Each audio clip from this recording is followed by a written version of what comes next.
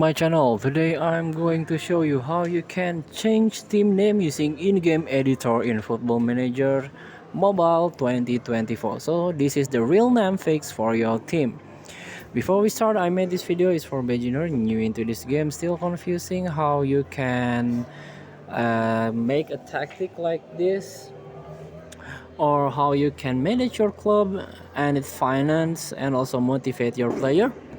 And also, if you want to get this game for free, you can make a subscription in Netflix apps, or you can get it in Play Store or App Store by paid in some amount. So let's get started. Make sure your in-game editor is active. Tap the unlockables, this one, in-game editor active. And let's get back.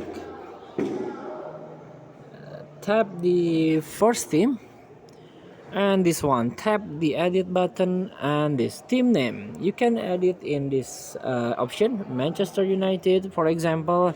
So you can change your name as you wish, like this, Manchester United, and tap OK, tap confirm,